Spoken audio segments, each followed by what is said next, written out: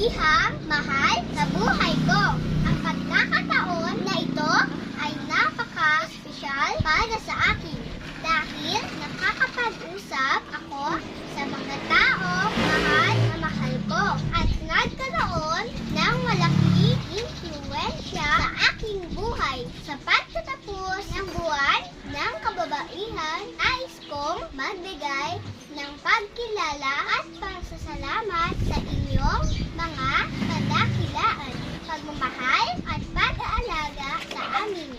Sa pamamagitan ng interview na ito, nais ko malaman ang inyong mga karanasan, mga aral, natutunan at mga payo na maibigay ninyo sa akin at sa iba pang mga kabataan.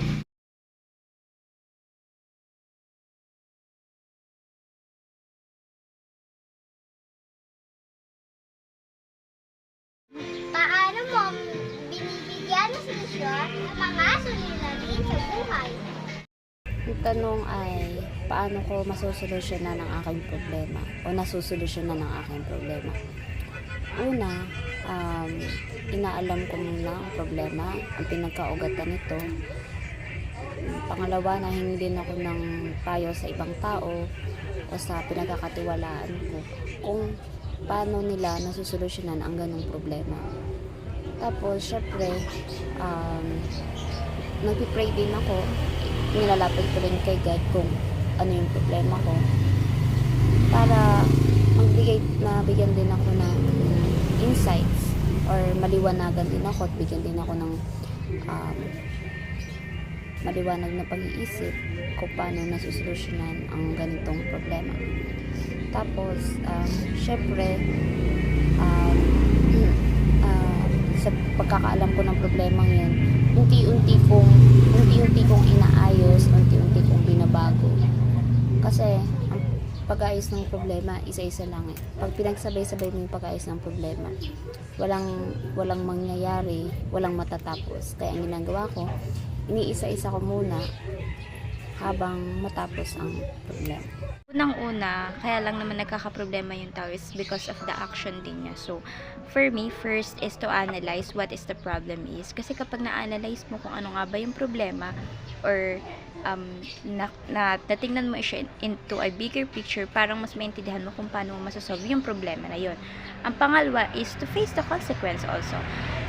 Hindi mo naman yun magiging problema kung hindi din yun nga sa action mo. So, face the consequence and take that lesson.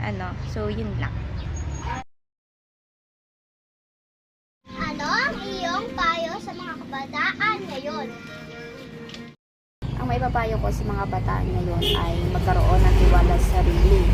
Dahil yung pagtitiwala mo sa sarili mo, yun yung magiging unang-unang step mo para matutunan mo makamit ang iyong pangarap.